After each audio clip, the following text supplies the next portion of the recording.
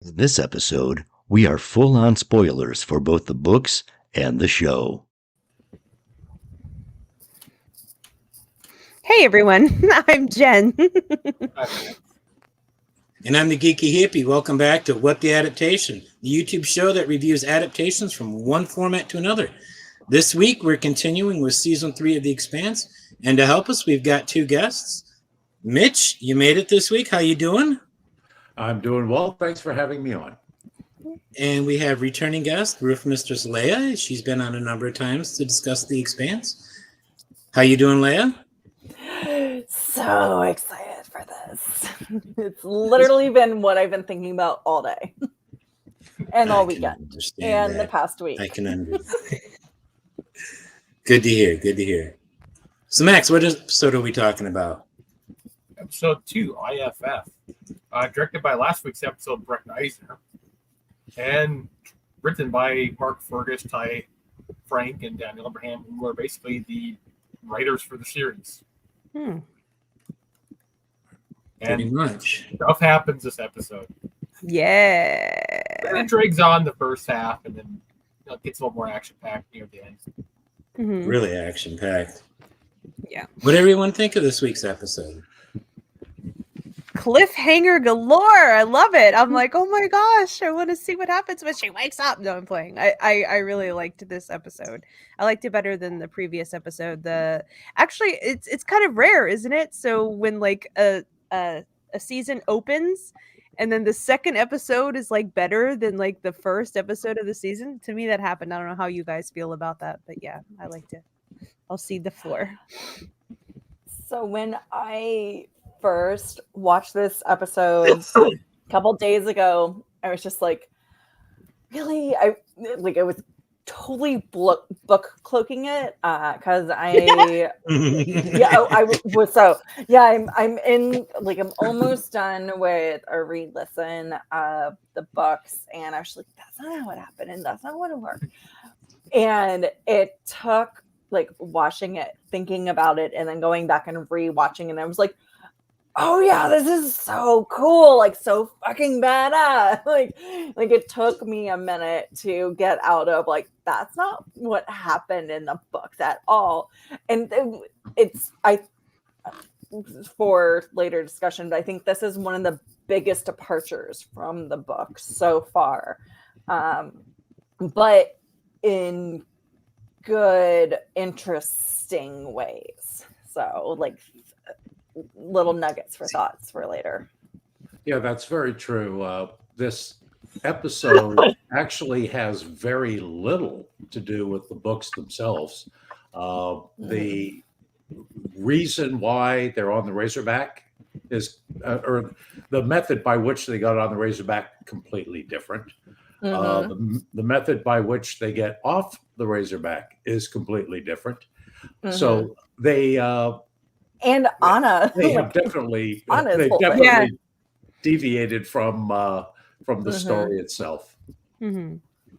Season 3 does a lot of deviation.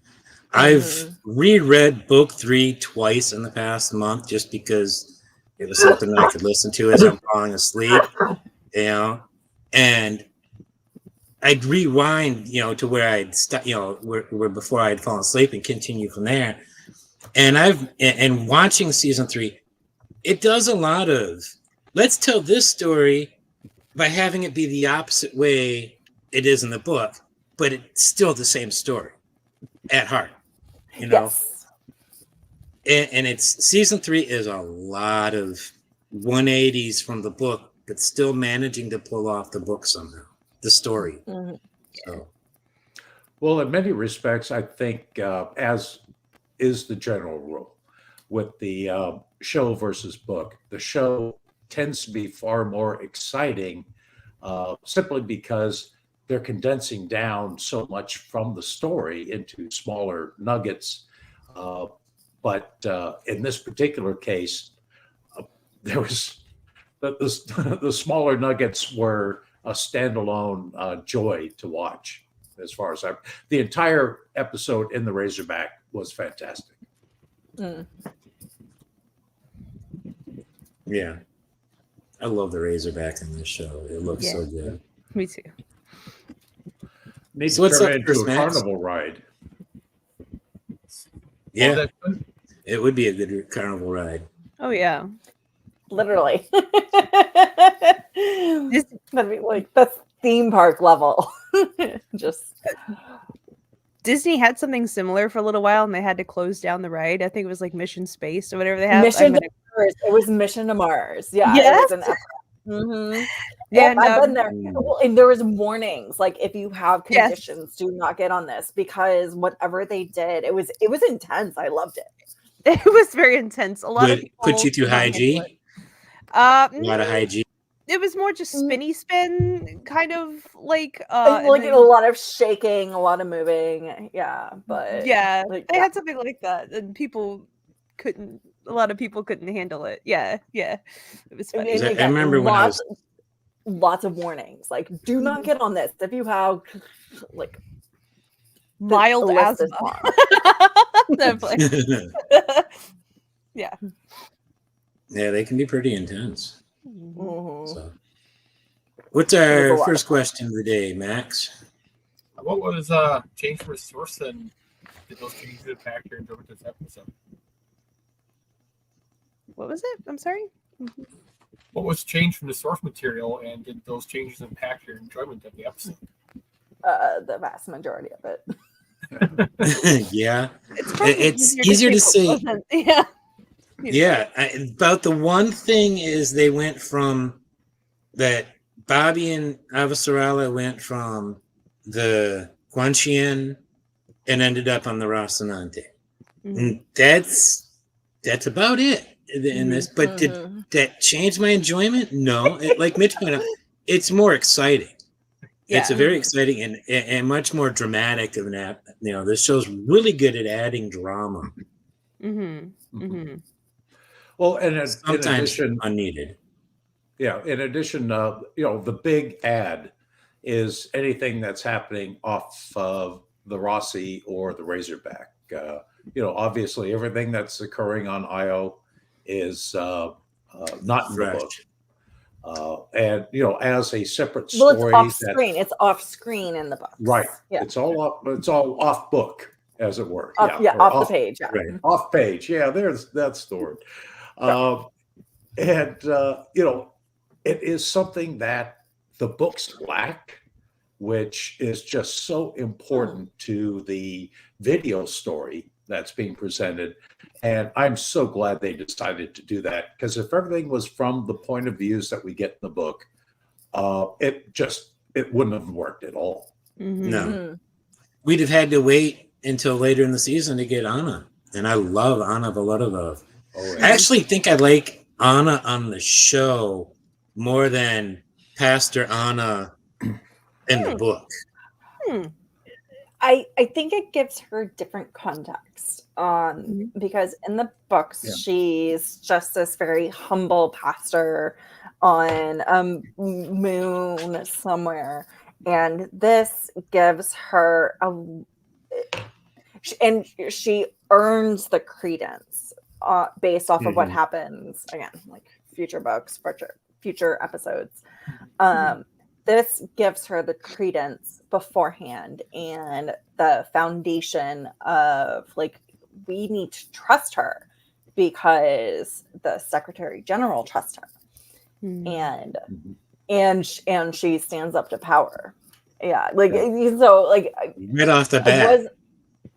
I wasn't always like, I'm not necessarily, I like it and I don't like it all at the same times. Like I like just being able to come up from humble beginnings and be able to literally change the face of an entire situation. But I also like that, like giving her the badass where she's just gonna like tell the entire government to go fuck themselves. So I like both of them. I like both versions of her so much. To the Secretary General's face, pretty much too. And and her Right. introduction. Yeah. Oh, yeah. That opening with her. I mean, she she gets- immediately sees a problem, she solves the problem. And so I thought that was a very nice touch. and she just And snaps takes at the cloud people upside and she's the head for it too. She's just like, it like snaps, and she's like, no, this is not how we're doing it. We're going to be better. We're all going to be better. Mhm. And I she can't makes imagine anybody else playing the role like Elizabeth Mitchell. So Oh, she's so I like her in Yeah. so many things. Yeah. I was like, I've actually been in lust with her for years. yeah, she's yeah, I've got a pretty big crush on her Same. too. So same she's friend, same beautiful. and Mhm. it's Well, just physically especially and in this role. emotionally. Yeah. Yeah. Like, sure. how do Yeah. you not love the entirety of her? Yeah. Mhm. I'd say She like comes off like she gives the world's best hugs. for me, like that part of the episode was like dragged a lot. Even though The her stuff with acting her- was great, even though that was Yeah. great, that whole section I could have done without it, just because it dragged the whole episode out. Mhm. It's because it's in contrast to the action going on in space. Mhm. So But it makes a perfect dichotomy, because if you had so much action all the time, that would just be overwhelming. So having some of these like calming and also world building scenes, like it's really masterfully done. Just needed more Amos. can always use one or Amos. That will bring up later on. I do have a complaint, and it's about as bad as my complaint with airlock doors sliding together. Oh, Um, I think I know what you're gonna say, and I'm not on board with their slide, but I think I know what you're talking about, and I think I'm on board. Which with it. one? I want to hear it now. Let's approach, because it is a change from the books. It is a change from the books. What I'm looking at. Oh, I'm looking. It's the structure of the design inside the Rosie, where Amos and Prax were sitting Yeah. during the combat. Mhm. They should have been their backs to the engines, so that whenever there was thrust, they would be pushed back, not pushed sideways in their chair. Well, A high this is thrust would have ripped them right out of that chair. This is also something that the show does just visually. The books have crash couches where you're in yeah. this cushion Yeah. that Yeah. moves around. Hey, Mhm. Also, what I thought you were going to say is that Prax had his Yes, air thank you. connector. That's what I was That's going to a bad say. design. He would have had his own air supply and not have been reliant on the ship systems, because the point of a warship is you're probably going to take a round at some point and you need to have your own air supply. That's what I thought you were going to say. Yeah, that is one of my. It's not as big as the whole thrust thing, but yeah, it is, and it wouldn't be way back behind his back. It would be down where he can get at it. I thought you were going to say. I would think, because in an emergency, getting at your hose connection for the air, Yeah, say you want underneath the seat you're sitting in or next to you, like way back natural, here. like a natural movement where it's where your hand is. So as I'm moving my hand, it's like right here down where one of my dresser drawers is. It's not behind your head where you have to figure out how to maneuver and you can't see, like that's not a natural position. Yeah, I thought you were going to say how Amos was fixing Prax's, and then he got it while Amos's air was still detached himself. And then Prax is like, "Thank you." He's like, "No problem," as he answers him. Yeah, where the fuck did Amos's air come from? And as I'm like, he's moving around? "Oh my god!" it's a I thought really you were long hose. I thought you were It talking about gets- that part, and I was like, Gets back to the entire part of the problem. Like, where is your fucking air supply? Like, why? You cannot be connected. Yeah, Well, and the other thing that got me with that is when Prax's air supply or the hose pops off, mhm. the air escapes from his suit for a very long time. Thank you. Well, and also they still had air, and they hadn't been penetrated, so they hadn't vacated the air. So he would have I still. think they did say they were. I think Holden get a line that they were going to be evacuating the air. Yeah. You, And but they you always- wouldn't in 5 minutes or something like that. Right. And you Tactically- always want to. You always want to in a battle, because if you're penetrated, you don't want explosive force going through a hole into space. So you That's fair. want Okay, to be that's fair. And you want to pull all that air into a storage tank, so that if you do, even, if you do, whether it's explosive or not, you're not losing that air unless it happens to go through the storage tanks. Right. Yeah. Which, Makes if that happens, you're fucked anyways. Yeah, air is precious. Yes. Especially in That's why I hate those airlock doors that slide together. It's like an elevator door with rubber stoppers. Like you go to the grocery store and the door slides open and then close right behind you. I'm just like, but yeah, Jen hadn't gotten to hear me complain about that yet. No, this is the first time hearing it, but I'm smiling because it's definitely a you complaint, and I love those. You're always here Glenn for the technical pedantism. things. Yes, I enjoy that. I'm like, oh, yes, I've missed this. Yeah, Pretty sure it's probably come up on every episode, some way or another. A number of them, yes. Gotcha. At least the Which is fine. airlocks. We totally find it. Hey, you know what? It's consistent, and that's why we love you. Thank you. Back to the episode. Yeah. The orbits are all Right. wrong.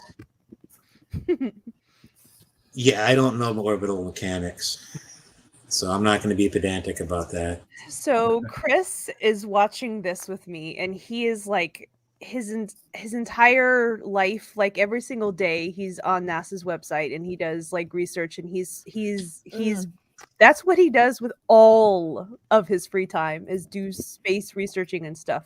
Like, it was funny because like he hasn't read any of the book and he's just watching the show with me, and they're putting out different stuff. Even before he heard it, he goes, oh, that's Io, just by looking at him. Like, did they do a good job? Yes, they did a very good job.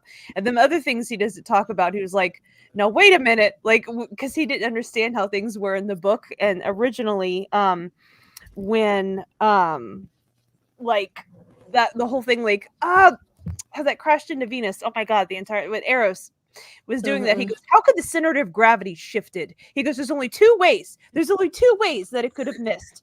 Two ways.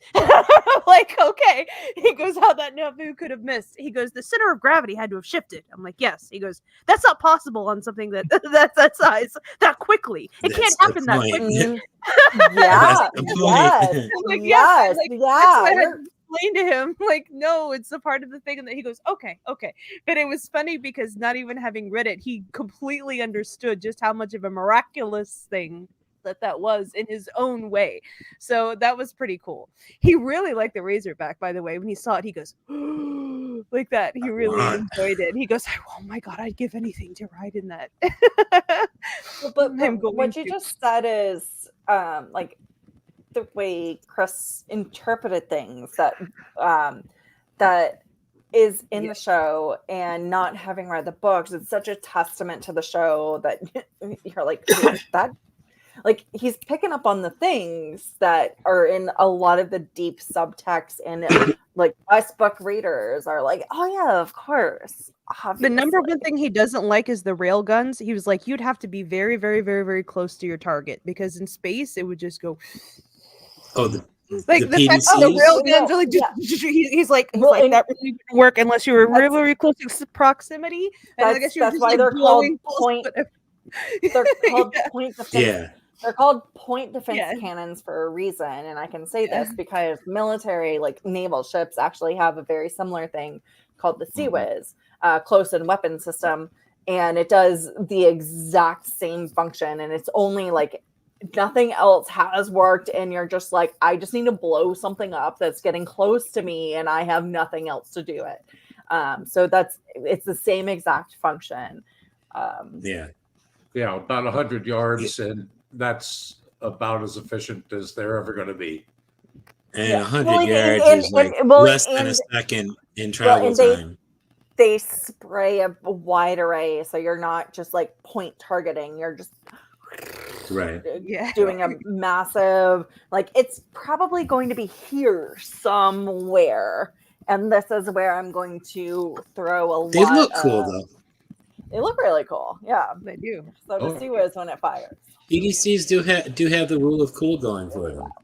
Oh, It just exactly. my concern with PDCs is that those slugs don't stop. There's every single slug. 30 years later, every single slug that the Rossi ever fired is still It's going flying through somewhere. space at the exact same speed, Mhm. and they aren't easy to pick up on sensors. And it's astronomical chances, but you know, it's always possible somebody could get hold with one of those just out of the nowhere, flying along, I minding their own business, actually- and then Yeah, well, it's very much like being at sea, and how often is a boat going to run into another boat or a ship into a ship? yeah. It's so vast, it's difficult. Well, but it's similar, but it's different because you're just launching. Like again, rereading the books and getting a little ahead of ourselves. But when they okay. just start launching rocks, and there's multiple times in the future books where this happens, where they launch rocks years ahead of time, like months ahead of time, knowing where it's going to go. Like those are going to eventually hit a target. So like if you're in the middle of a city and you fire a gun up in the air, yeah, you're not blowing somebody's head off immediately, but at some point that bullet's going to come back down. And it's I mean, I understand. And if what it you're hits saying about, somebody, fuck, like you didn't mean to do it, but it's a natural consequence of that happening. Mhm.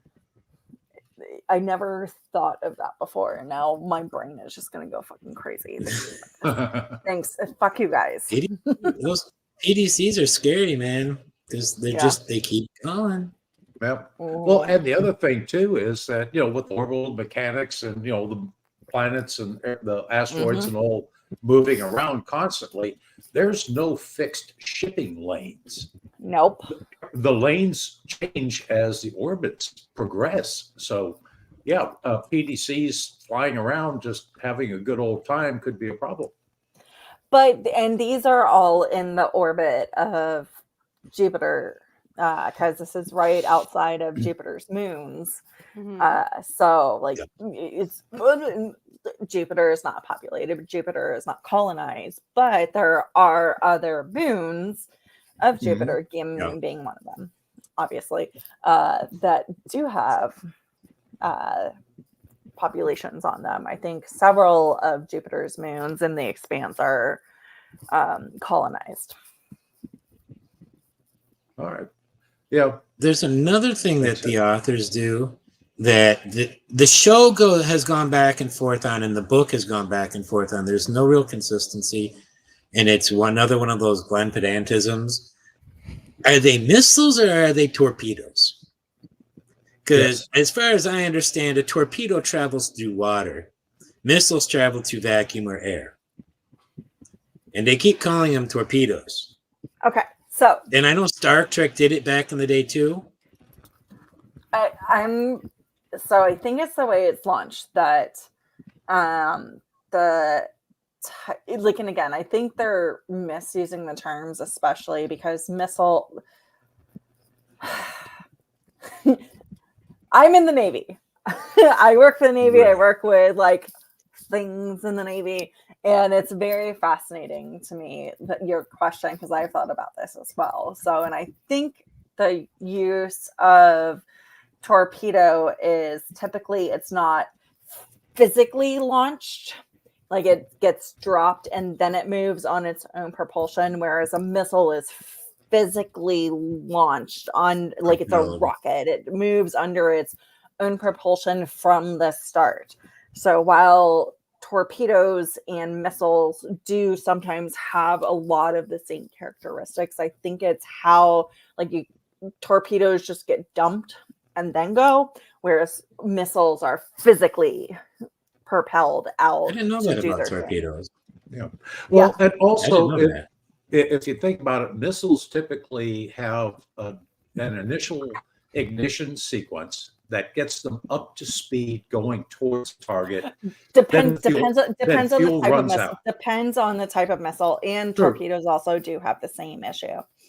Yeah. Right, but if we're talking about something that's going a long distance, a missile is typically going to use up most of its fuel early on. I mean, yes, you have the glide missiles and so on, but typically they're, you launch them and they have a set trajectory, ballistic missiles, for example. Torpedoes, on the other hand, need to be powered the entire way because of the sheer resistance of going through water. So they need to be powered the entire time to the target. Mm. Yeah. Water heavy. Yeah. Pretty heavy. Water is hard So, should we get That's to what at she high said. velocities. That's what she said. Sorry. I'm a child. You guys know this. It's I have okay. no filter. Yes, I that's know why we filter. have you on. like I said, should we get to our second question? Yeah. Sure. Well, and another thing that in this episode was very explicitly demonstrated was they launched multiple torpedoes, and many of them flipped and burned and stayed with the Razorback. That was, So I love that. yeah, and It's not in the books at all, but I loved it. actually it does happen several times in the books.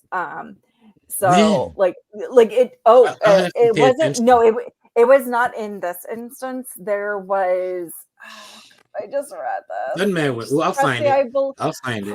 press the I believe button, but there were times where the missiles. Oh, well, I mean, the initial when they were stealing the missiles, the Belters were stealing the missiles from Oh, arrows. okay. But also there were times that missiles. Oh, I don't know. It was trying to remember because I didn't re-listen don't to go- this. Like, Past this book. If it's past this book, don't bring it up because Jen hasn't read to that yet. okay, I'm You doing might it get but there, go it. and watching as I go, both. So I have not made It- it past. it This- definitely happens that missiles are keeping Flying around like that. Yeah, Information. and I think this episode, the past episode, and the next episode bring in a lot of interesting elements from the books, from future things that happen without having to go in depth into Right. what's going on. And I love that they're pulling stuff from the future parts of the books without breaking the sequence of the story. So like the missiles keeping guard are amazing, and they peel off as needed to protect the Racerback. Yeah. What's next, Max? So our second question tonight is your favorite scenes or dialogues as part of your scenes. Oh, have a bunch. Let's start with you, Matt. Then Mitch. Pardon me. Just a little quickie. Right at the beginning of the show, you have Strickland bringing May out of her little pod. And I just love how he goes from being that smiling, happy guy to the moment the nurse takes her away and his face changes. I think the actor did a killer job in that one little moment. Makes you hate him so much. Yeah, so good. He's a great character, and the actor kills it. Yep. I'd have to say for me, it was the scene with Alex bringing the whole thing. We've got, there's this distress signal, that it was more the sequence that from there to Prax making that call, to let's help them, and especially that conversation between Prax and Amos after the decision's been made as they're locking everything down. I just think it was really good. Prax said that line, you've all risked so much to help me. How could I do any less? And I'm just like, this is why I love Prax. So. Now for me, it'd be that in the scene with Amos and Prax talking, Mm-hmm. And it was kind of going towards Amos, but then what Prax said to him. Mm-hmm. That was cheap. Now, is this the one where Amos says to Prax, they're talking about May, Mhm. and Prax says, who has she, or, who has she got left Yeah. if he gives up on her? Mhm. Yeah. Yeah. That's a beautiful, beautiful scene in front of the wall of green. Mm-hmm. I agree. So Max, you might win on this because one of the authors, Ty Frank, in an interview that he did, said that of all the scenes that he's written for Amos specifically, this was his favorite. So That's cool. Nice. yeah, That's awesome. I just the relationship between Prax and Amos just gives her some beautiful scenes. It's a great thing to read, listen to, and watch. yeah. In both mediums. Mm-hmm. Well, And it's so fascinating. Oh, sorry. Go ahead, Mitch. and the interesting thing is that they explore it so much better in the on the screen than they do in the book. They really bring that relationship between the two of them to the fore, whereas the book doesn't. I mean, it kind of, but not really explores it. It's subtle in the Right. books. It's subtle in the way that everything about Amos is very subtle and nuanced. He wasn't too subtle when he was probing Prax about the whole daughter thing with the accusations yeah. from the ex-wife. Yeah. No, he wasn't subtle about- there. But that's a show thing. That's not a book thing. Well, no, in the book. No, that's a book. That was in the book because they don't deal with the whole public. Hey, we need help financing the searching for May. That's only in the book. Oh well, And those accusations from the ex-wife about what Prax supposedly did. yes, and yes, you're correct. But that's because Amos is just like, and then when he finds out it's not a thing, he's like, okay, cool. But he was about to rain hellfire and damnation because he is like, Amos, even though he doesn't really have a moral core, he does have a certain level of a moral core. And you don't fuck with kids. He knows there are certain things that are wrong. And that's what I was saying. He knows certain things are right. And that's what I was saying, was that he was probing Prax at that one point in the books. He was he giving said the Prax wrong the thing. he was giving him an opportunity to come clean in a very calm way, which is super fucking scary. I feel like if Prax had said the wrong thing, he'd been paged. Oh yeah, no, he would have Broke been the neck and out the airlock. so hard. Yeah, No. actually, he wouldn't have even taken the time to do the airlock. Like his neck would have just been instantaneously broken. Yeah. And I love how Amos just comes to the point and says, "Oh, okay," and leaves it at that. Once he's convinced, and says nothing else. Prax even asked if I answered that differently, and Amos is like, "Don't worry about it." Yeah. Like Prax Because realized he literally says, I'd have broken your neck and threw you out the airlock. It was literally his response. Exactly. Broken the neck first, like I said. Don't even wait to space him. Like, you don't have to Amos worry is about one of those. I think Amos is one of the most complex characters I know, and not just in the show or the books, but in science fiction in general. If not anything I've read or watched, he is not an easy character to explain, and he couldn't have been an easy character to play.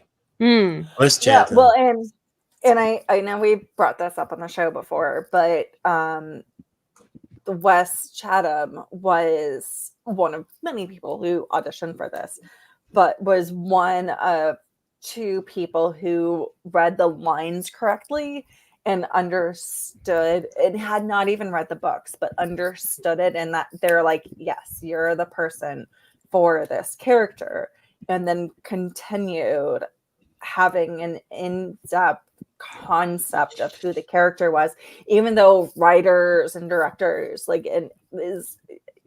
there's a podcast called Ty and That Guy, and it's literally Ty Frank, one of the authors of the books, and Wes Chatham, who is that guy.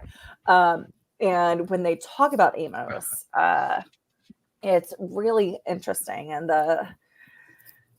the mentality that Wes Chatham has bringing it, and we said, like, there's not a lot of Amos in this episode, but he is just such a constant presence, and there's a reason he's such a favored character. Is like, he's super people are complicated, and he is super complicated, and I think a lot of us just identify with, like, yeah, no, there's fucked up things that happen in my life, and yes, I can't, like, and maybe I don't know how to deal with it, but I know somebody who can help me deal with it, and I'm just gonna, like, listen to what he or she said, or they. So I do have to wonder, how much did the actor Amos influence the books at a later point? Because, like, looking at the dates, the show started in 2015, and they had 2 books after. Yeah. Yeah. Well, probably a lot. Yeah, one thing that comes to mind when you were talking about Amos and That Guy, in book 2, when the crew is kind of, or Holden calls a meeting, and they're trying to figure out, are we going to be a corporation, LLC? What are we going to do here? And let's get married. And they're talking about who's going to do what. And everyone basically says, well, you're going to be the captain. And that is the point where Amos says, you are that guy.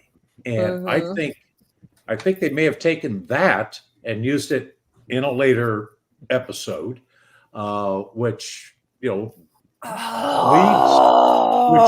to the name of their podcast as well. So I thought that was very funny. And that was something I did not pick up on until I did a reread after watching the series. And you have that guy issue, which we won't go into depth now. Right. Sorry. See, I never read the books until I had seen all 6 seasons.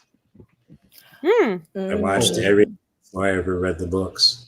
And in some ways, the books, I prefer the books, but there are some things I like about the show better. Me too.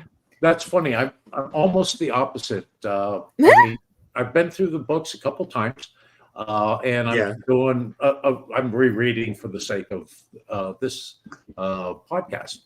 But I was absolutely thrilled when this came out. And yes, I'm living through the differences. Although I will admit, I didn't read book 6 before I saw season 6. So there is that. Okay. But I was just absolutely thrilled with how they were presenting it, and what they had to do to condense, and all the backstories that we never get in the book. I had never even heard of the books. I hadn't been reading much for a few years at this point. I found out about the show because Chad L. Coleman was leaving The Walking Dead to come and be a secondary star as Fred Johnson. And I had been watching The Walking Dead like all the time back then. Get the fuck out! He's in The Walking Dead. I did not know that. Yes, like 2 or 3 seasons. And I really liked his character on there. He's so good. That's what told me that there's a new Sci-Fi Channel show called The Expanse. What's this? And based on books. Oh, okay, cool. Then I gave it a shot, and I ended up liking it. I didn't even start watching it until it was on Amazon, and then I was just like, oh yeah, like there's some little sci-fi and everything. Okay, I started watching it, and then got obsessed immediately. Shocker. And I was, when I was texting with my dad, I was like, because he and I are very sci-fi nerdy things specifically cool. sci-fi. Yeah, together. And he's like, yeah, no, there's a book. He's also actually, for all of you who love this, read the trilogy. It's called the Red Mars trilogy. So basically, it's written in the 70s by author Kim Robinson. Kim Stanley Robinson. Yes. And she, I think there's a lot of inspiration there because there is like, oh God, what is the komonasai? It's a Japanese term, but they use it multiple times in the books. Like there's a lot of like where the Mars origins. I think the James S.A. Corey teams, I feel like they build a lot on what Kim does. And it's fascinating. So good. It's written very much in a Robert Jordan style where you follow a single character for a little while. And it is fucked up and amazing. And like also if you like Michael Crichton, the way he writes, where you just get a whole scientific dump. You're just like, what does it have to do with anything? And you're like, oh no, this is what has to do with things after you read it. But you're just like, Kim Stanley Robinson does a lot of really hard science in the in the Mars trilogy, and a lot of politics too. I was surprised how much politics was going on in that book. It's politics, it's social, how the society is going to work, it's how people interact with each other. It's incredible. Anyways, I completely brought us fully off topic from this episode. That happens. I will say that it took me a couple attempts to watch the first season of The Expanse. And it wasn't until I got to the season finale, I'm like, oh, I need to watch the rest of this. Well, when I recommend it to people, I usually tell them you have to kind of go through the first three, and if the fourth one doesn't get you, you're not going to be gotten. The fourth episode of the first season? Yeah. That's after they've fully ensconced in the Rocinante, and they get contacted by Fred. That's gotcha. Okay. Yeah, I wasn't hooked until basically the what do you call it? Yeah, like the engine room. Which that's in a couple of episodes that's coming. No, I think he means when the protomolecule on Arrows. Yeah, on the first season. Oh. Yeah. Probably when they found Julie. Yeah. And then okay, and her host. When you actually have the actual Arrows stuff going on, that's where I got okay. Vomit zombies. The first time around. Yeah. So did everybody share what scene that was their favorite? Jen, did you? I was just gonna say there was a toss up between the two, but I will probably say my best episode or the best scene that I liked was oddly enough with Holden, who I'm not liking after his change after book 1 and after he becomes a total asshole and the note of like, who is this James Holden? You're supposed to be based on the Holden from Catcher in the Rye, damn it. This is not how Catcher in the Rye Holden would act. I'm getting in this episode. So anyway, so I was like, what is this Holden Catcher in the Rye? But anyway, so in this episode, it's oddly enough with him, and which was shocked me.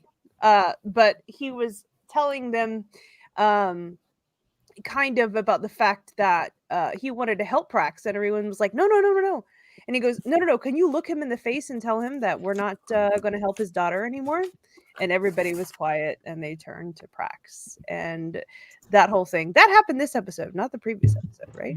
I'm recalling the right thing? Yeah, that was the sign. So that entire scene where at first, because you're not wanting to agree with Holden because of the way he's been acting, ever since season 1 is like not the Holden that you think Holden is anyway, and he's going through his emo phase. He's definitely going through his teenage years right now. So you're like, oh my God, Holden, shut up. Like as soon as he starts talking, that's what you want to say at first. Because like, and then he goes, no, can you look at him and tell him that we're not going to help his daughter? And then everybody turns to Prax, and Prax is just like, And they're like, okay. And then He's like, I don't know what to do. So I was like, okay, Holden, you know what? Okay, cool. That at least that's a catcher in the rye moment. That's what Holden would say. And I can't help the innocent. I can't tell the person who is the father of an innocent, I guess, anyway. No. I'm like, okay, that's back to the Holden we know. So I was excited about that. That was like, no, he's actually in the books kind of going through his asshole phase too. But like that's totally in line both ways. But still, I don't like this Holden. But anyway, that's probably going to be my favorite. The other toss up was is when they were in the Razorback and Christian and Gunny were sitting there and talking, and they were trying to decide what to do when they were being torpedoed or missiled or however you want to say it. And she's like, let's reach out to Mars. It was when they made the decision to reach out with that emergency broadcast thing. And she was like, you know, why would we do that? And it's like, well, they're going to put us in a Martian prison, so we're still going to be live. Do you have any other better ideas? Because at least we won't be dead. That entire byplay of I love how Gunny actually said, it was a line from Gunny saying, well, why would you do that? They consider me a deserter and you a war criminal. So, and then she was like, well, at least they'll capture us then because we're high priority and they're not going to kill us right off. So we'll at least be in a prison and alive, which is better than being torpedoed in space. So that byplay was pretty good. But I'm going to have to edge out the Holden making a good point in this one episode. So that edges it out. So I'm going to go with that. We appreciate that. Yeah. Well, and I was my favorite part. My favorite scene on that little sequence. There was one line from Avasarala where she says, "If you're hitting on me, I'm flattered." Yes, that line kills me every time. Yes, she's got several zingers in that like high G burn moment. Yeah, like and she started doing that zinger and then realized maybe I shouldn't. Wait, why do you want me to squeeze my thighs? She did a total shift. Her initial reaction is to like rain fire on people, and then she's like, okay, I thought for it, I my mouth went first, and then I'm thinking about it, so why do I need to, like, in the same thing with whistling is like she it's I like that byplay between them about the whole stroke possibility. So and actually I think that builds off of the book when Bobby first starts working for Avasarala, and they start to develop that little bit of feedback. Yes. So I like that. There's Avasarala. It's so good because it's so reminiscent of what they have in the books, and like they have, like, if you looked in from the outside to the relationships, you'd be like, they hate each other. But they actually love each other so much, and they understand, like, they're from such different like everything about them is so different, but they not just the backgrounds, but everything about them is so different, but they understand each other. And the fact that, and I think they talk about it in this episode, is they have a common goal, and they're united around it. They know that they're there to, because it's not politics, it's not whatever bullshit happens in life. Like, they're there because they actually want to save humanity. And Bobby goes on about I mean, we hear it in a later episode too, but she has brought it up either in the books or in the vids, I forget, where she says you need to know who your enemy really is. And I think that's where she and Avasarala start to gel. And yes, I mean, they're at loggerheads a lot of the times, but in doing so, they're also working together, which I find fascinating. I had two more little favorites, if I could throw them out. One was that one line of Holden's when he says, "It's been a while since I worked on a garden." I love that little line. And then one thing we haven't really gotten into yet, we kind of referenced it, but the whole tool chest sequence. No. I hate it. Mm, mm, mm, mm. That is Sorry. so suspenseful. It's wonderful. It adds a lot of drama to the episode, but I personally didn't think it was needed drama. But No, and we've shot it down, but yeah, it's still a Yeah. great bit of hold on to your seat. Mhm. yeah, it was choreographed really. It was choreographed or shot really well, I should say. Shot It well. was shot really well, but Amos only secures one thing. Also, like, yeah, secure for C is not a fucking joke. I have been where like shit is like if you don't secure for C, shit is flying around and you can actually get hurt. And it drives me crazy. Also, Amos would have probably double checked any work. Yeah, like he would have double checked. Like he would have let Prax think that he was coming around and securing things. Amos would never, ever, ever, ever let a minor detail like a thing getting fully locked. So, anyways, Right. Yeah. I have so many like that is one of my least favorite things about this episode. Well, I'm just curious, when they shot that, did they actually have the set on some sort of rotating issue so that Amos was always hanging, onto something, or did they move him around a fixed set? Any ideas? Yeah. Or do you know? I think the set rotated. I actually think that they built a temporary set or moved what they had onto something that'll roll, can roll so that he'd be hanging upside down. Mm. And which means that, Terry Chen wouldn't have been sitting and he would have been strapped into a chair upside down for those shots where you could see him there or whoever they had in the suit. Cause could easily have been a stunt performer playing both of them when you don't see their face. Did Yeah, Leigh-A have any? shit money. Did you have any scenes? So I go back and forth between two, and they're both Anna based. One is it's basically when she's lecturing people, which I love. One is when Aaron Wright is asking her to help and trying to make a Lincoln quote, President Lincoln, and sorry about and she says, Lincoln wished that he was on God's side. Right. And just completely, like, and you can see the Secretary General just like, oh yeah, see, this is what I need you on my team because you make me sound better.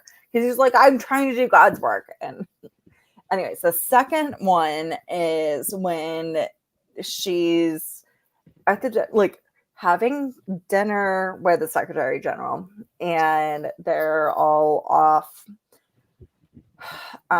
scheming, doing their things, and then they all come to the table. Aaron Wright sits across from her, is challenging her, and they're talking about prosecuting Mal's children. And the children have done nothing wrong. So Claire has done nothing wrong. None of the other siblings have done anything wrong. And she just schools them and says, Aaron Wright tries to justify the prosecution in the terms of war. And she's like, this is still a war crime. Mm-hmm. And nobody else can say anything. And like you can see everybody's uncomfortable. And then the Secretary General makes like a flippant comment. But they're all like, okay. And actually, during that little bit, the Secretary General, when he makes these little comments, is so condescending. He is that I so don't know. condescending. I have no idea how the character Anna doesn't blow up at him, but she keeps you cool. But he is just. They demonstrate how big an ass he is early on. I love Oh yeah, for sure. I don't know Yeah. who I dislike more, Sorrento Gillis or Aaron Wright.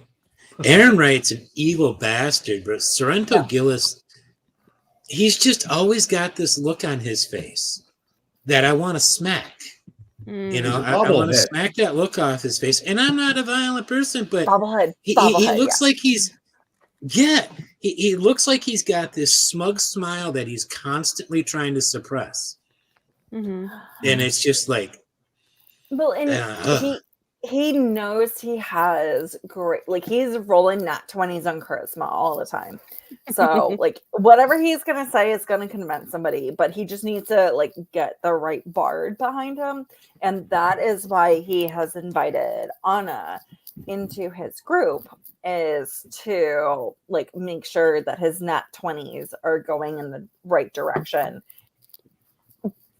PR. And that is what happens in this episode, and like other things happen in a different episode. So not going there yet. What's next, Max? Okay.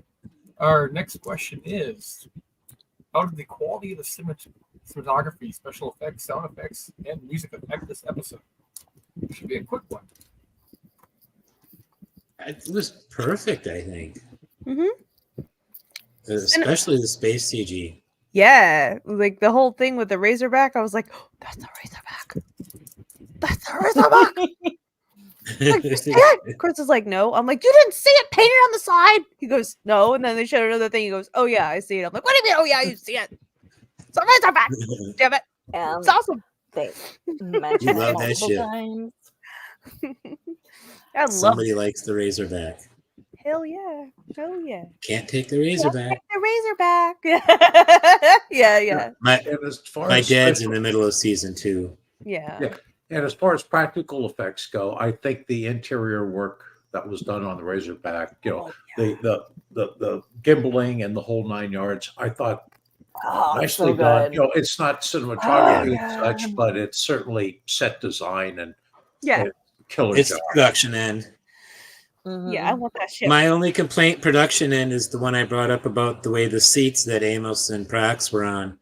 Those seats just should never have been designed facing each other like that.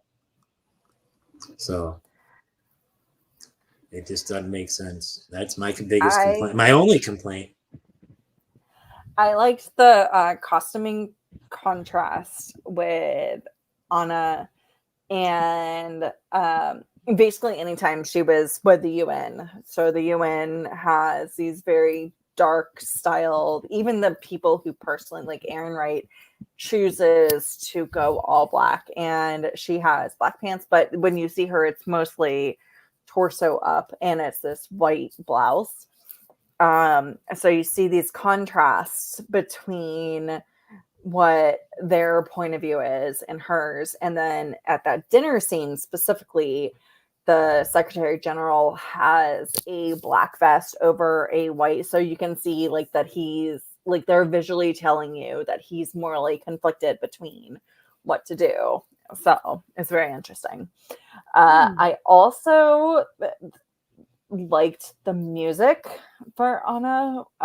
It was it's for me, I love Tibetan singing bowls. It's kind of what I fall asleep to. It's I like to listen to tracks of those from meditation, and that's what her soundtrack sounds like to me, as those Tibetan singing. And then also they have it sounds like bell chimes, like monastic. So there's a lot of religious and ceremonial tones to her particular soundtrack. I hadn't picked up on that. I wasn't paying much attention to the music, to be honest. I wasn't for the most part. I'm but, not like, normally honestly, a costuming person. Yeah, I'm going to have to pay attention to that now.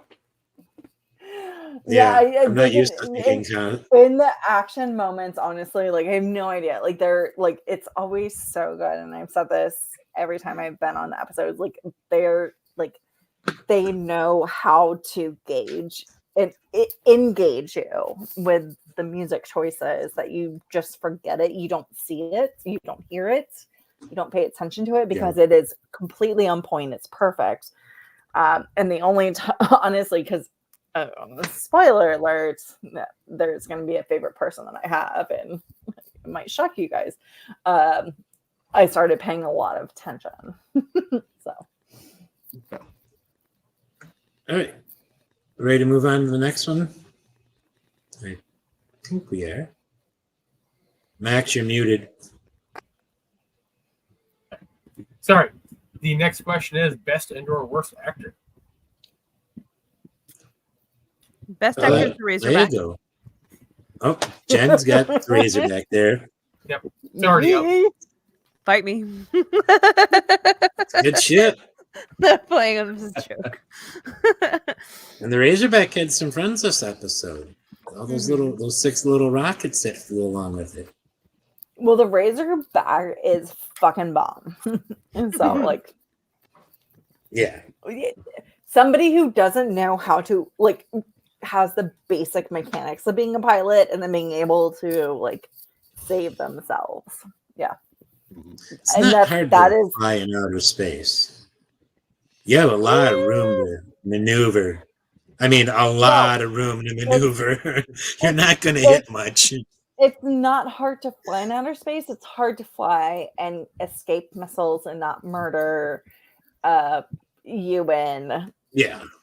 dignitary. That's the hard part. Yeah. But, Yeah. I I have a for best actor. I think the sequence between Aaron Wright and Anna when he first comes over and sits at the table saying, I'm sorry we interrupted. I think, and I forget the actor's name, but the guy who's playing Aaron Wright, Sean Doyle. Sean Doyle, thank you. He, for those 2-3 minutes, he absolutely kills it. I think, and Elizabeth Mitchell working against him, the two of them are just fantastic. I give kudos to both for that one sequence because it was just, I mean, there's a lot said and there's a lot intimated in that conversation. I just think it's great. I agree. Yep.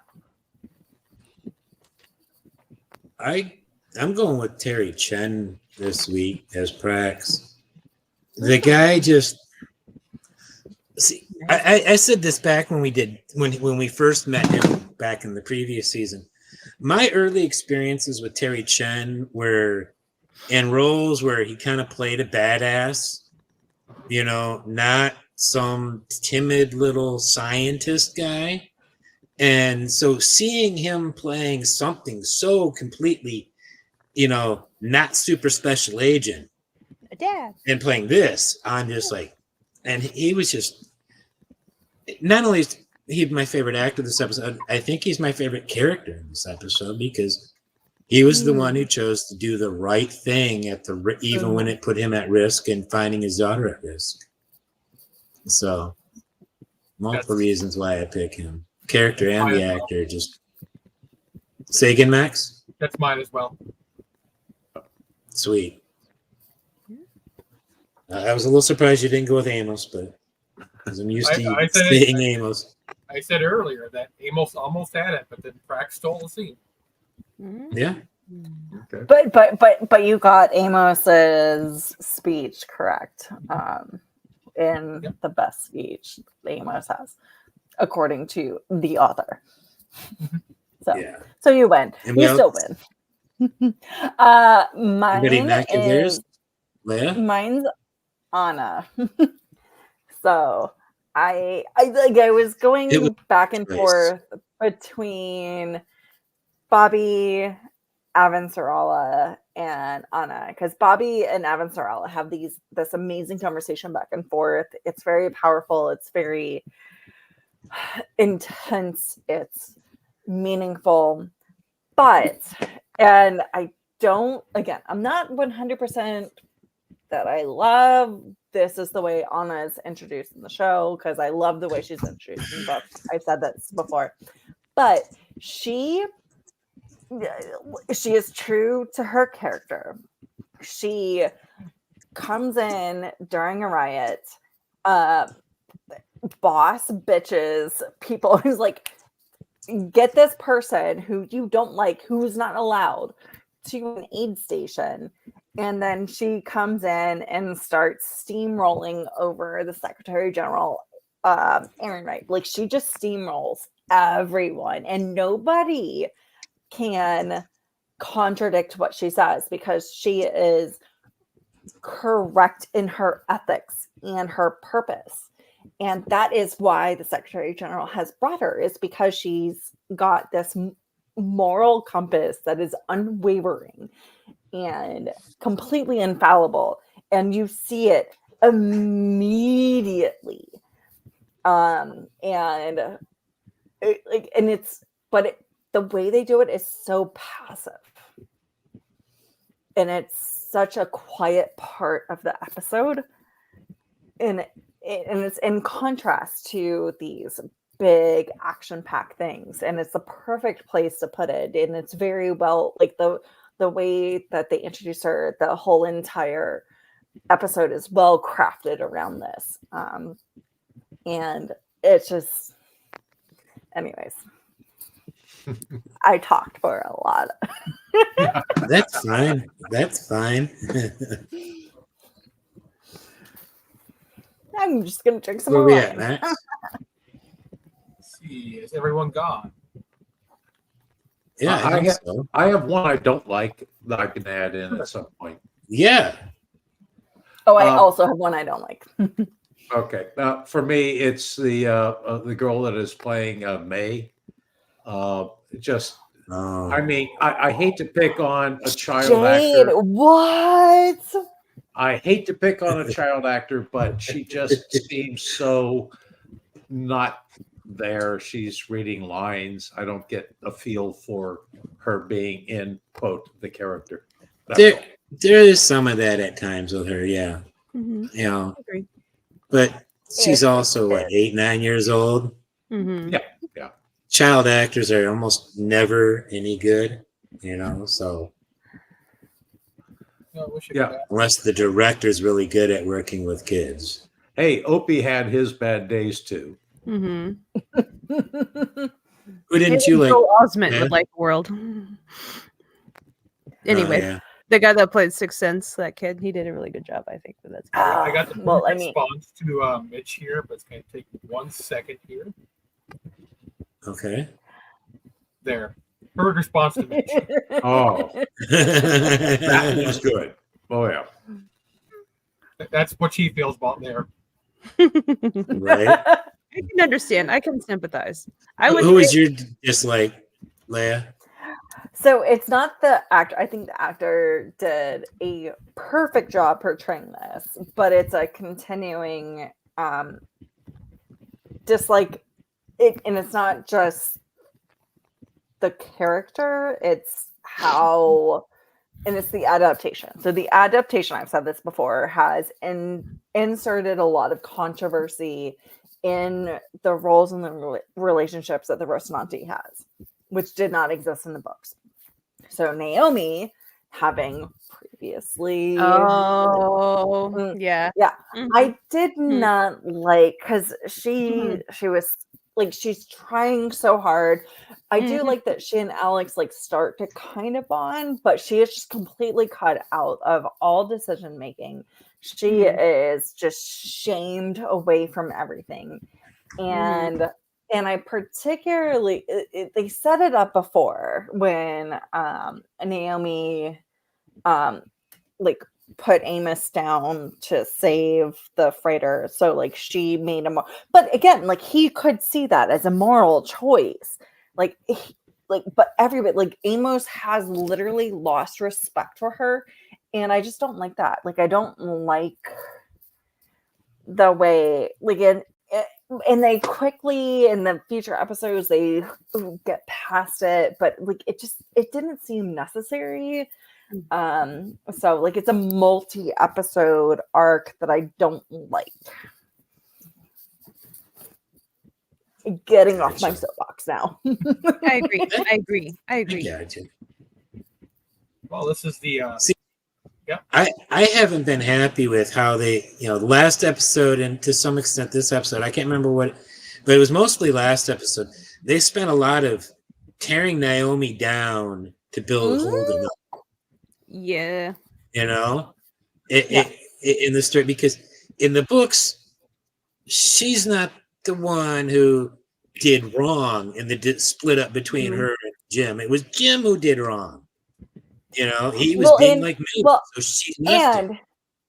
And again, this gets back to last episode, but she had been telling him as he was on Gamamine and like especially in the books, like in the interactions, like, hey, you're a different person right now. And in the books, she says, I don't know if I will want to stay with you. You have a choice to make.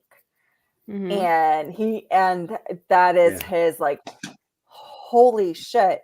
In the show, it's his realization that he's been treating Prax wrong that kind of snaps him back to his actual center as opposed to right. And so I'm actually wondering, did Holden go too far the other way though to compensate? Because I mean, he becomes for sure. He becomes completely fixated on finding May, regardless of anything else, even though there's an IFF. And see, that was actually the other thing that I missed mentioning this last week when I brought up how they tore Naomi down to build Holden up. They took away from Prax to build Holden up, because in the book it's Prax who figures out they've probably got a lab on Io, and on the show it's Holden who figures out they have to go. Whole entire other thing. So it's a compressed timeline. So in the books, it's months.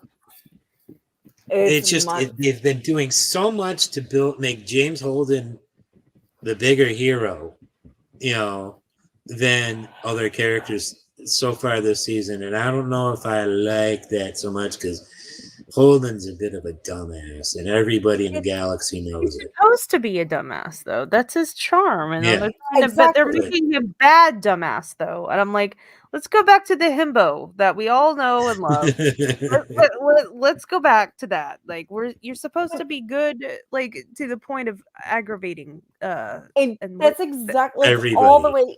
Even to the end of the book series, that's exactly how he's portrayed. Like, yeah, he does dumb fucking shit, but like somehow from a good place. Let's get back from a good place, and somehow, like, even though he doesn't mean to be in the middle of everything, he happens to do it, and then he ends up on the right side somehow. He loves it. Sheer dumb luck. Yeah. Yeah. Well, look. What's next, Matt? Our final one is themes, if we're ready for that. I let everybody go first on this one. Jen, what did you pick up on? Oh, yeah, that's what I do. Because I don't want to steal anybody. Yeah. Themes, probably just obviously good versus evil is always in these, but it's like the greater good. Like, what is the overall good that's going to win out over all of the other minor goods that are going to have to be like put aside to like the themes is like, obviously you have the literal hand of God, not actually, but the preacher sitting down from what we see as the devil, Aaron Wright, you have over dinner together. So obviously good versus evil battling there. And also like just the greater good of I don't know. Like, I'm really bad with these things until certain ideas pop in my head. I'll probably think of another one when somebody says something, and I'll have a tangential thought like, oh yeah, like that's what I'm good at. Do it, girl. Do it. So I'll probably I've got a just go. Razorback for inspiration for you. Thank you so much. So zoom. Probably just good battling evil is like obviously the overarching theme here, and I think that's just like is the big one. And I'll probably think of littler ones as you guys talk. So I'll try not to talk over you if I go, oh yeah, and think of something else. I have a question for you though. Who is evil in this one? I Put guess that picture back up, Max. more of it. No, Yes, wrong Anna. one. Anna. Like, That Anna. Aaron Wright. Yeah, I probably say Aaron Wright. No, Aaron Wright, Strickland, Jewel Pierre actually, Mao. Mal. I would probably say Glenn, Mal. Glenn, I'm asking Jen. I would I'm probably sorry. so far it's been Aaron Wright, but I would probably say in this episode, I would probably say, well, Mal was starting to like be weird. I don't know what he's doing, but I'll probably have to go with Mal as the biggest evil of them all. Strickland, he's portraying the part of really goofy, brainy scientist that I found a new thing. And yes, I'm working for evil, but like, will anyone pay attention to me? Okay, the evil guy is. I wasn't gonna run with that. So obviously he's evil. But I'd probably say Mal at this point, and that will probably change by next episode or as I read further. But as I've stopped where we are at, I would say Mal as the biggest. Maybe. Okay. That probably isn't going to be the thing, but yeah. If I had to choose. Good answer. Interesting answer. What'd you pick up on, Mitch, for themes? You're muted. Oh no. Mitch, you're muted. Yeah, there we go. There we go. Okay, Yes, last week's theme primarily was family and the breakup and how families change. This one, I didn't see anything that tied anything else together that particularly rung a bell with me. So I'm going to beg off on this question. Oh, okay. Okay. Yeah, it's hard. It was hard. It was. Max?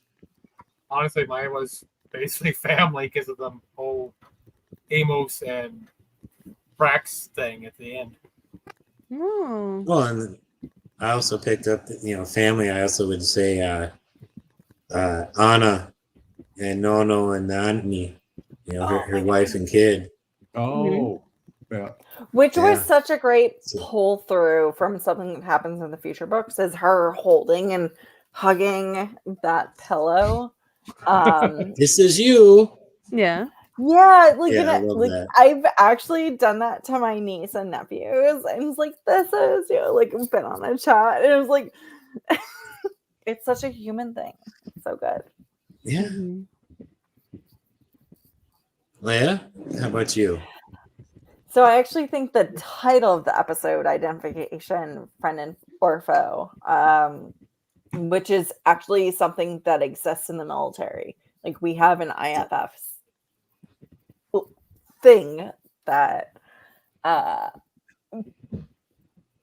anyways, like beyond what the technical background of it is, I think knowing who is your friend or your foe is through everything. So does Bobby and Evan Sorella know that the people who are helping them are friends or foe?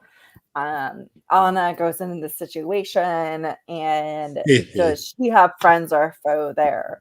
And even within the Rosie, like who is friend or foe within that, especially with the Naomi reveal, and she and Alex start having a reconciliation, so they become friends again. So it's this slow move. I think the title of the episode is the theme. Oh, okay. That was my second that I was going to have. My first was family. And then the, friend or foe, who's on whose side, type idea. The The one I've got, I hesitate to say it's good versus evil, because good versus evil sounds like, to my head, is like an epic scale type thing. Doing the right thing is what I'm looking at.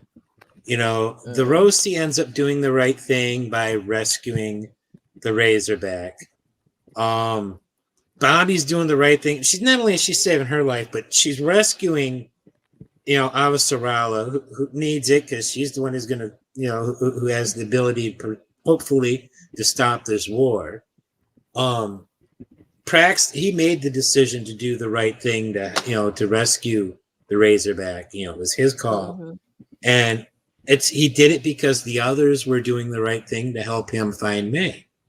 You know, risking their life, you know, themselves, you know, to help him and to help his daughter. That's the one that just really stuck out the most to me. Anna's doing the right thing when she helps, you know, tries to stop those MPs from beating the protesters. And then when the one guy gets injured, you know, they send him off to get fixed. Hey, even hit her escort, the officer who was escorting her through, he was doing the right thing when, one, they stopped the guy from beating her, you know, and then two, the guy says, we're not supposed to give our names. Give her your fucking name. I love how he smacks him love upside. that. He just smacks the dude on the head. It's like, yeah, tell her the your guy's name. mask wide open, just like, tell her your fucking name. It's just like, I love that. It's like ironic comic right there. But anyway, yeah, those are mine. So Okay. did anybody have anything else that they wanted to bring up about this episode, Leigh-A? I do. Where the fuck did they get all the plants? Good question. Where the fuck did they get all the plants? It drives me crazy because I am a recent green thumb. I have been starting to grow, but my lavender that I've got 18 of them, they're this big. They're this big. Oh, wow. I've planted at least 4 seeds in each little thing, and there are less than 2. Like averaging out, there are like 2, maybe. Where the fuck did they get all those plants? Only thing I was gonna say, I can seed stuff he had. No. Like, and he lost his soybean, his little thing. So. Yeah, I think what we're seeing on the Rossi is stuff that was always there in a room, in a compartment that we've never seen before. There's a lot to the Rossi we've never seen. Yeah. We know they've had plants on the ship before. It would make sense that they had some sort of You're stretching, dude. I love the fact that you're trying. It's the only thing I can think of. It's the only thing I can think of. There is no reason. No reason. Like I'm glad. Garrett's got a good point. Yeah, and Norman Garden has a good point, and he says weeks. They're actually months that are going on here. So no. That In little soybean could have been, you know, reproductively active. So they literally actually that's Call one it a thing slut. that is different from the books is like they have compressed all of this into a very. They literally just left Gamamine and burned away the proto monster dude and are like, oh fuck, let's go. Whereas in the books they do have months, so in the books that would make a lot of sense. Yeah. With that concept, I tried to come up with an explanation. That's the best I can do. Yeah, well, yes, and there is not a good explanation, and I'm just like, I love it. I love that they're trying to get a healthy, because it actually in the show later, like the fact that they have these plants, they even talk about like, oh yes, we don't have to worry about oxygen as much and because we have plants. Like it becomes a thing. What was it? Where did all these this has taken me 2 years 2 years to grow. Seriously. I think the You're answer not a botanist. it's Mhm. between season, indeterminate length of time, where it might be a day or two, but it's actually been like 4 months in the show. Well, They stopped by Maybe Mars. they picked. They met Matt Damon May- when he was growing his potato plants from poop. And They he picked up said, a how about them apples? How about them apples? there you go. How about them apples? And here's a plant. Yeah. And in the books, they actually end up going to Ceres station, or not Ceres, Tycho Tycho. They do. Tycho, for yeah. repairs after Ganymede, and then head back out. Exactly.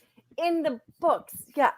But that Yes. is not what the Yeah. show Don't- does. The show Don't is remind me to go. literally 1, 2, 3, like immediately they have, and I understand the need to compress the timeline, which I appreciate about the adaptation is they compress the timeline. So it is, they take off from Ganymede and then they almost go immediately into this war like situation. They rescue the Razorback and then go into and do blah blah blah blah blah in the future, which y'all talk about in the next couple of episodes. Like back to back to back. So not only do they compress the timeline, Where the compress fuck did the travel plans come from? Sure, Because not it only was do they compress- definitely not on the Rosie. They also compress what travel time is. Yeah. So Yes. Yeah, a lot. Mhm. they don't tell us that it's been 3 months of travel between location to location. Mm-hmm. And No. it could be 3 months of travel, but they don't tell us it's been 3 months. It could have been 2 days. Yeah, they don't give us a sense of time, Right. how much time passes. Well, Because from Most where shows don't. Because from when they But- left well, to where they're at now could have been 4 months from how far they traveled. it's so difficult to communicate that Mhm. on a TV And show it's like that or a Game of movie, or Thrones. even a movie. It's or that whole Star Game of Wars, Thrones like, instant travel. I'm sorry. Oh well, look, we're not talking about that. We're not talking about But that. it's just, But Star Wars, how quickly, like even with light speed, like how quickly they get to and fro, and also with anyways, like things we're not talking about because that is a completely different conversation for a completely different podcast. Yeah. There was something that occurred to me this past week about something on the Expanse, similar to where did the plants come from? That, like, where did they get this? And I'm trying to remember what it was. If I remember, I'll put it in the comments below. After this is live. All right. Anybody else have anything they'll bring up? I'm done derailing the entire conversation. I think I said everything. I think we covered everything I was happy to talk about. Yeah, me too. All right. Leigh-A, thank you for coming back. Mitch, thanks for joining us. Glad you were able to be with. Mitch will be with us the entire rest of this season. Whether you like it or the not. Expanse. Yep, you guys are stuck with him. And Leigh will be back for a couple more episodes here in the first half of season 3. Nice. And we've got other guests coming up. Some you should recognize all of them, I hope. So thanks for watching. Please come back next week as we discuss episode 3. And thanks for watching. And don't forget to be awesome.